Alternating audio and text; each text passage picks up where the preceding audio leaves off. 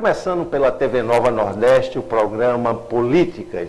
Esse é um espaço dedicado ao debate de fatos e ideias em Pernambuco.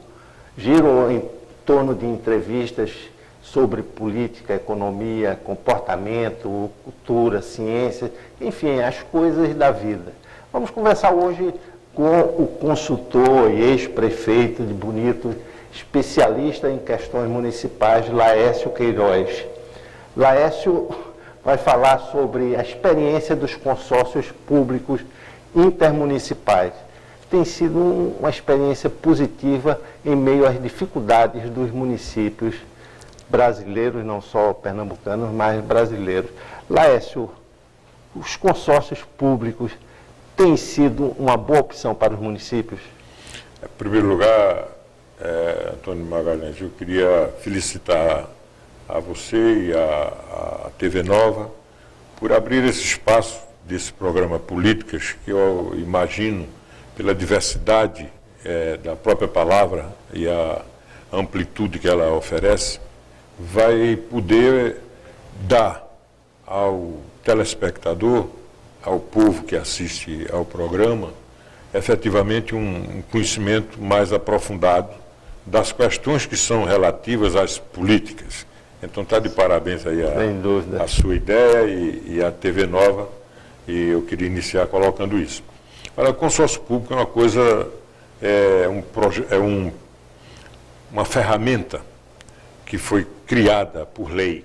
Então, ela existe, ela não é ninguém foi formar um consórcio por acaso, né? Agora, daqui para diante, a lei é 11.107, de 2005, então ela tem 11 anos, né? E a lei, ela permite que os municípios possam se consorciar, ela permite que os estados possam se consorciar e permite, se for o caso e de interesse, que a própria União participe de consórcios entre estados e municípios. Quando o município vai participar, não pode participar diretamente com a União. Ela precisa ter o Estado também participando. O que é importante disso? É que a estrutura federativa brasileira, que é composta da União, dos Estados e dos municípios, elas podem, através do consórcio, daí a importância do consórcio público, se integrarem e buscarem entre si aquilo que possa ser melhor e o mais adequado para resolver determinados problemas que normalmente são históricos aqui no Brasil. Então, o consórcio público, ele traduz com muita clareza o compartilhamento, a solidariedade, né? A condição de integração e otimiza os recursos públicos. Uma coisa fundamental é que o consórcio, inicialmente, ele trabalha com recursos existentes.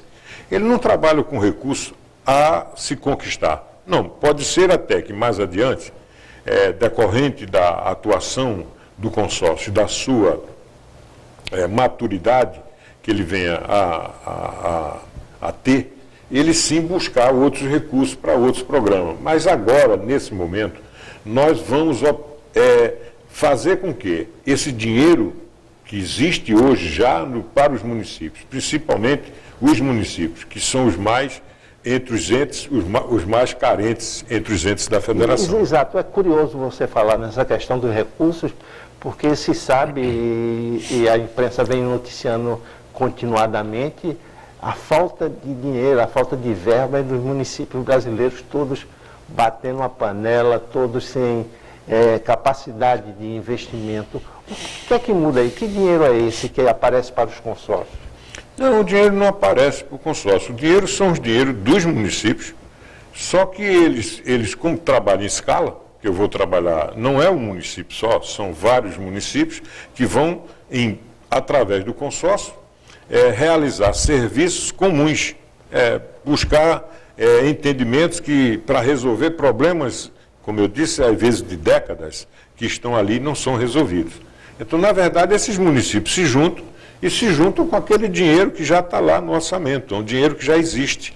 E esse dinheiro potencializado na escala, quer dizer, o consórcio vai trabalhar, vamos dizer, ele vai comprar medicamentos.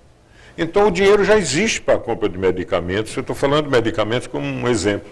Então, esse dinheiro, ao invés de comprar X medicamentos para um município só, eu vou comprar 20 vezes esses X, porque eu vou comprar para todos os municípios. E melhora o poder de barganha com certeza, de compra, né? Com certeza. Os resultados que já existem no Brasil são resultados muito alvissareiros, no aspecto claros, no aspecto de traduzir isso com uma clareza muito grande para que o gestor que queira economizar trabalhe com consórcio público.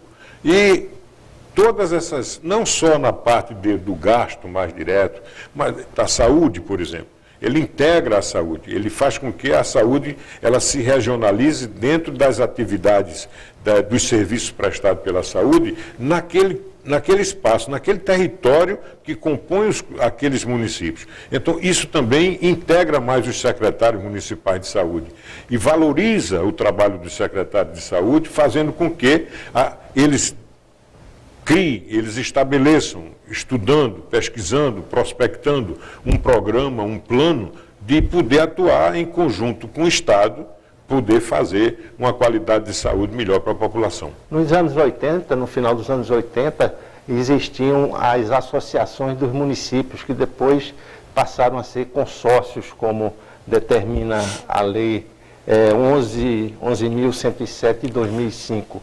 E hoje aqui em Pernambuco são 13 consórcios para 162 municípios.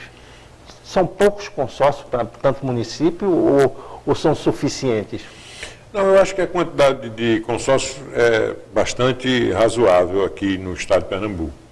Nós temos aqui consórcios que variam de 5 municípios, 6 municípios, e nós temos consórcios de mais de 30 municípios. Então, nesse conjunto, dá 162 municípios, são 88% dos municípios consorciados. Significa dizer que se o governo do Estado observar, olhar melhor para a atividade consorciada, ele vai também propiciar uma coisa importante, que é a implementação das políticas estaduais dentro dos territórios consorciados, e o próprio governo ajudando, coordenando e sendo parceiro dentro dessa missão do consórcio. Exato, são duas questões que eu gostaria de levantar e curiosidade. Em outros estados, os governos estaduais eles têm um foco mais colaborativo com esses consórcios, né? A outra questão é que a maioria desses consórcios estão fora das regiões metropolitanas. As regiões metropolitanas não se interessam por consórcios? É verdade. Na maioria dos casos, são os municípios menores. Isso tem muito a ver, quem mora nos bairros, nos arrebaldes das grandes cidades, das capitais, sabe que lá atrás, até para se comprar um televisor, uma antena parabólica ou coisa parecida, as famílias se reuniam e montavam um consórcio sem nenhum documento, sem nada, só ali uma coisa bem conversada, e ali eles juntavam dinheiro e cada um ia criavam regras e isso aí iam comprando suas coisas. E então os pequenos municípios, é mais ou menos isso.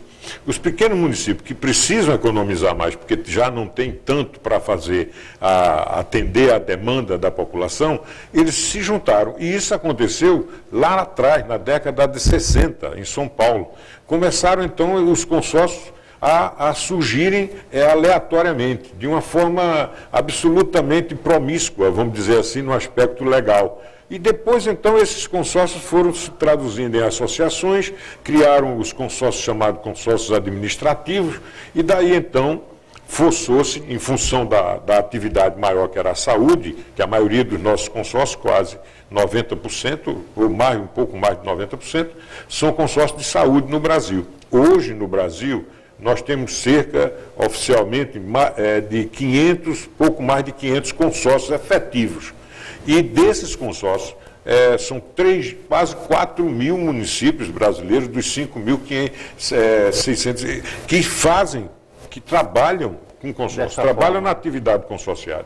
E aí você diz, e o Estado ajudando, evidentemente que motivará que esses municípios se integrem. Por exemplo, o telespectador que está em casa e está nos assistindo, tem que, e percebe muito claramente, que consorciar é unir, é união. Então, o que é que vai fazer? Você vai unir os municípios, vai unir os estados, mas vamos falar mais dos municípios, vai unir os municípios para que eles possam, unidos, buscar soluções para problemas que um sozinho não resolve. Essa é a questão. Por exemplo, nas regiões metropolitanas, a maioria dos municípios que pertencem à região metropolitana se acham que tem condições de resolver todos os seus problemas. E isso não se traduz. Por exemplo, a nossa capital, ela tem um problema crônico, que é um problema de mobilidade, mas a mobilidade da nossa capital, do Recife, ela depende de que seja harmonizado um plano com todos os municípios metropolitanos, com Olinda, com Igaraçu, com Paulista, com São Lourenço. Outro item é a questão da saúde oferecida pelo município do Recife e é usufruída, se a gente pode dizer assim, é usada pela população de outros municípios metropolitanos, né? Nem tanto. Nesse caso aqui, no caso específico de Pernambuco, Pernambuco é um estado que tem mais hospitais estaduais regionalizados, né? E aqui na capital são vários hospitais regionalizados. O Recife agora que vai ter o seu primeiro hospital, que é o Hospital da Mulher. Então, na realidade, o Recife poderia ter sido uma cidade que ter um trabalho melhor, mais adequado na área da prevenção, na área da atenção básica. Por quê? Você há de convir que com a instalação dessa unidade hospitalar específica para atendimento da mulher, há um custo mais elevado. Todo mundo espera e acha, está na cabeça das pessoas, que é o hospital que resolve a coisa da saúde. Na realidade, o hospital, ele ajuda a resolver, e é muito caro, porque tudo que é de hospital, normalmente é da alta complexidade. E aí você tem média e alta complexidade. Aí você tem um custo elevado da atuação da saúde. Os municípios, como a sua responsabilidade principal, não quer dizer que ele faça as outras, é a atenção básica, é a prevenção, então cabe muito mais que eles se integrem para buscar soluções para isso, para fazer com que funcione o posto de saúde e faça com que diminua o número de pessoas que vão para a alta complexidade. A camada tem um problema que, às vezes, é de uma cirurgia eletiva que custa muito mais barato e decorrente da dificuldade de se achar a possibilidade de se realizar a cirurgia pelas várias etapas que traduz, chega-se a uma situação de estrangulamento. Por exemplo, um apendicite, um problema da vesícula, e aí estrangula ou chega um momento de urgência e vira uma conta maior para o governo e um risco maior para o paciente.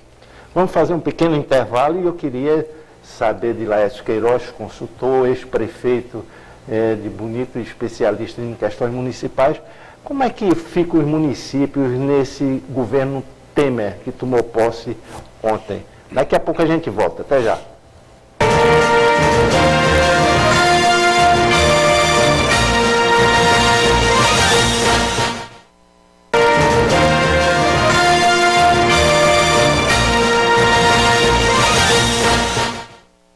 Estamos de volta no programa Políticas, um programa que é um espaço dedicado à discussão e debates sobre fatos e ideias em Pernambuco. Conversamos hoje sobre consórcios públicos intermunicipais. Quem está aqui conosco é Laércio Queiroz. Ele é consultor, ex-prefeito de Bonito e especialista nesta questão municipal. Antes do final do bloco, um bloco anterior, que falamos especificamente do modo de operação dos consórcios municipais, ficou uma pergunta no ar. Como o novo governo que assumiu essa semana, o governo Temer, vai tratar os municípios? De que forma os municípios pretendem um diálogo com essa nova administração? Laércio. Olha, eu vejo sempre os municípios como o primo pobre da federação. E ao longo de toda a história republicana, e principalmente agora com a Constituição de 88, quando se colocou o município como ente da federação. Para quem não sabe, o Brasil é o único país no mundo onde o município é um ente federativo. Então, a Federação Brasileira, como já dissemos no início do programa, é União, Estados e Municípios. Só que os municípios são sempre os executores das tarefas da implementação das políticas públicas, seja quais sejam, seja na área da saúde, seja na área da educação, principalmente nesse contexto de todas as políticas assistenciais seja levado para que o município faça.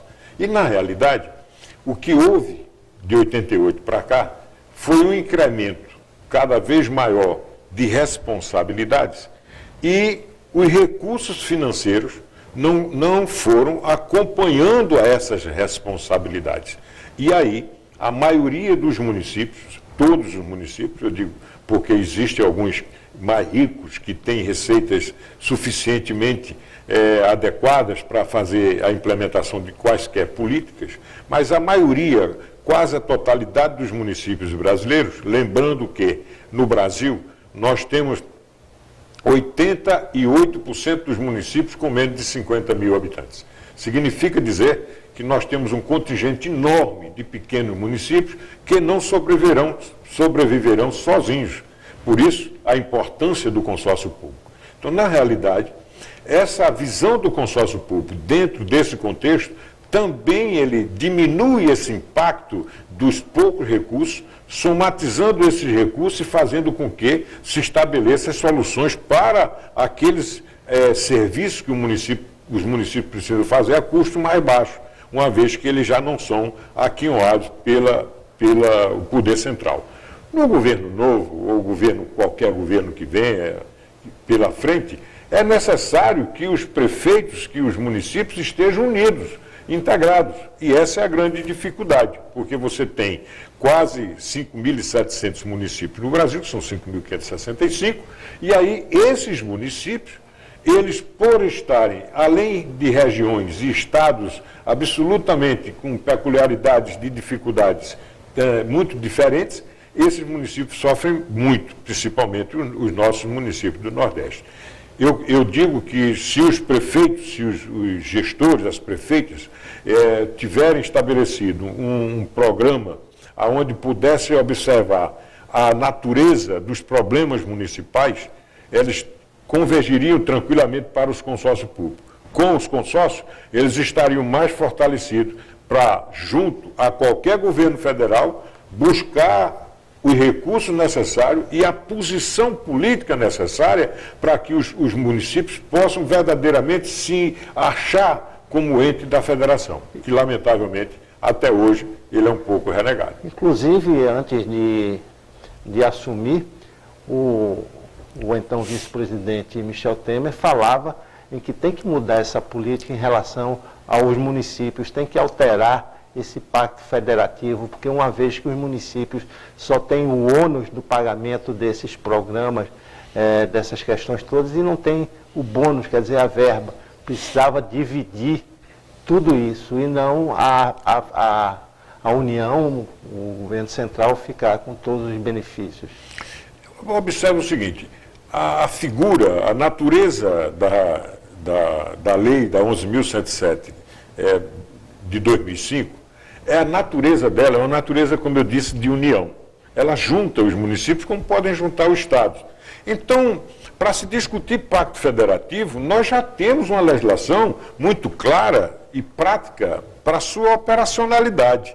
Quer dizer, eu não preciso inventar mais nada, ou quase nada, para se constituir o pacto federativo. O pacto federativo já se dá através dessa unidade de junção de esforços entre os municípios, potencializando o que tem de recursos, seja recursos técnicos, seja recursos financeiros, e principalmente os recursos políticos, para que se possam resolver as situações. Então, você já tem um pacto federativo. Se os municípios, buscando qualquer governo, mas forem com propostas já concretas acima da questão partidária ou política partidária, efetivamente, se for com projetos claros, e aí com plano diretores, com planos de mobilidade, plano de resíduo sólido, a questão da saúde, se levar isso com base, com instrumentalizado por informações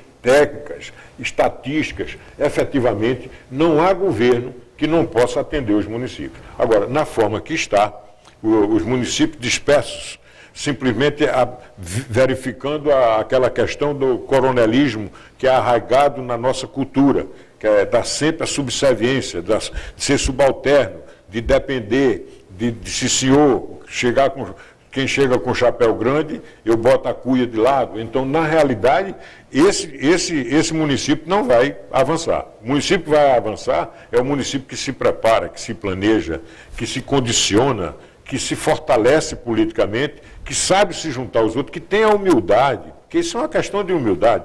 Porque o município, porque é mais rico do que o outro, ele tem que ser solidário com o outro, porque normalmente uma metrópole, como é o Recife, por exemplo, se não for tratada a região metropolitana, efetivamente os problemas metropolitanos chegarão, como chegam aqui em Recife. Então, não dá para imaginar você ter mais hoje regiões metropolitanas sem que você tenha uma gestão metropolitana condicente com isso. E aí é outro ponto de fortalecimento, porque quando você junta as regiões metropolitanas, você tem um poderio político ainda maior para buscar os recursos necessários para cumprir os projetos que a população espera. Outro grande problema da área municipal é a questão da previdência dos servidores. Isso daí vem estourando em todo o Brasil, né? Essa previdência dos servidores municipais, que era ligada à previdência estadual, passou por lei a ser de responsabilidade das prefeituras, e as prefeituras não têm recursos, não têm poder de gestão sobre isso. Como resolver essa questão? Olha, na realidade é gestão, né? É compreender que dinheiro público é dinheiro público e dinheiro de previdência dos servidores é dos servidores. Não é dinheiro público. Isso não é dinheiro para o governo botar a mão. E o que ocorre no Brasil há anos é que se mexe no dinheiro da Previdência para tapar os outros rombos que se fazem do governo. E tem ocorrido em alguns municípios, efetivamente, a malversação de utilizar-se de recursos, que são recursos dos servidores, porque esses recursos são oriundos, precisamente, são formados daquilo que é descontado do servidor e daquilo que é repassado pelo patrão, que no caso seja o município. Então, esses recursos são recursos que pertencem ao servidor e não pode ser desviado para utilizar-se para outras coisas. Então, primeira coisa é isso aí.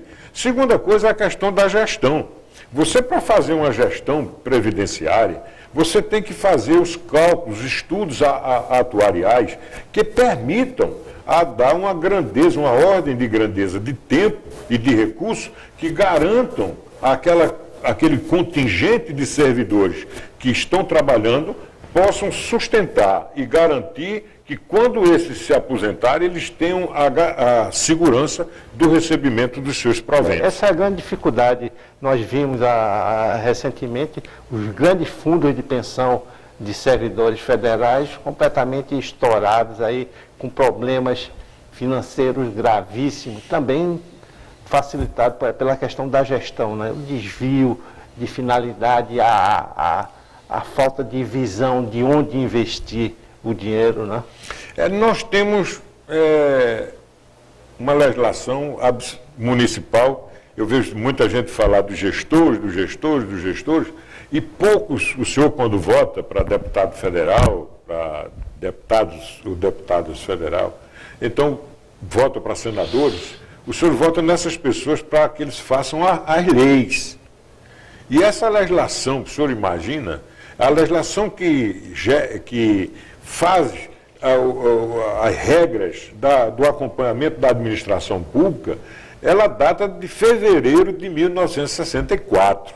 Então, são 52 anos que nós temos essa legislação, que chama a Lei 4.320, que é de 1964.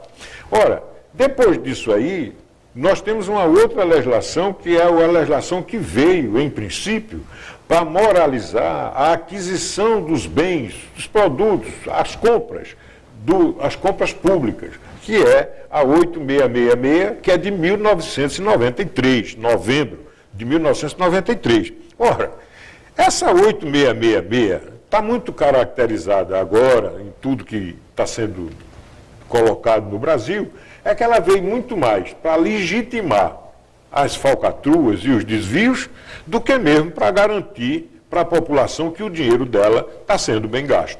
Então, na realidade, nós precisamos, para que se altere e melhore mais o desempenho da gestão nessa República Brasileira, é que se também tenham a coragem de modificar a legislação.